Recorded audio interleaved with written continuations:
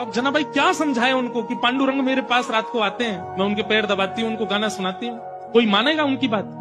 पुजारियों ने कहा यही चोरनी है, इसी ने चोरी की है, इससे कुछ पूछना नहीं है, इसका मुंह बांध दो और इसको सूली पर चढ़ा दो। और यही किया, मुख बांध दिया, एक शब्द नहीं सुना उनका, और तभी सूली तैयार करके जनाबाई को चढ़ाने लगे। तो एक पुजारी जी बोले, ए जना तेरी कोई अंतिम इच्छा है?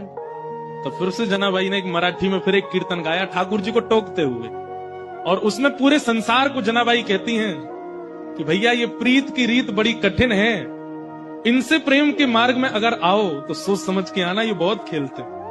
आज मैं ऐसी स्थिति में लाके खड़ी कर दी हूं, कहां रात में आ करके मेरे साथ में खेलते हैं, मेरे साथ भोजन करते हैं, मेरे पद सुनते हैं, और अब मुझ पर चोरी का इल्जाम लगा के सूली पर चढ़वा रहे हैं, और खुद मंदिर में अपनी पूजा करवा रहे हैं, देखने तक नहीं आ रहे मेरी ओर। अरे संसार के लोगों, वैसे प्रेम करना हो तो इनसे ही करना, लेकिन इनसे प्रेम करो तो बड़े सोच समझ के करना, ये खेलते बहुत है। ये उस मराठी पद का ये भाव है। और जनाबाई सब पुजारियों के आगे बोली, मैं सफाई नहीं देना चाहती, मैं क्या बताऊं आपको कि मेरे साथ क्या हुआ, मैं बस उन स्मृतियों को हृदय में धारण कर लेती हूं जो पांडुरंग ने मुझे दिए हैं, और उनके साथ में जाना मंजूर समझूंगी। और सूली पर चढ़ा दिया। जैसे ही सूली उनके गले में लटकाई और पीछे से उसको कस करके बस खींचने ही वाले थे, इतने में ही पांडुरंग भगवान क्रोधित हो गए, और जो सूली का जो फंदा था वो तुरंत रस्सी से जल बन गया, पानी बन गया, और पानी बन करके अदृश्य हो गया।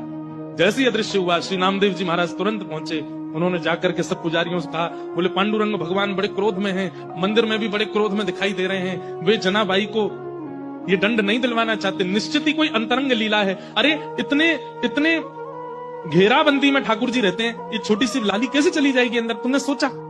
अरे तो ये आभूषण यहाँ कैसे आ गए? बोले तुम ये सोच सकते हो कि ये छोटी सी बालिका ताला तोड़ के भीतर जा सकती है, ये क्यों नहीं सोच सकते कि वो परब्रह्म भगवान इसके पास आए होंगे और अपने आभूषण छोड़ के चले गए होंगे? ये विचार क्यों नहीं करते हो?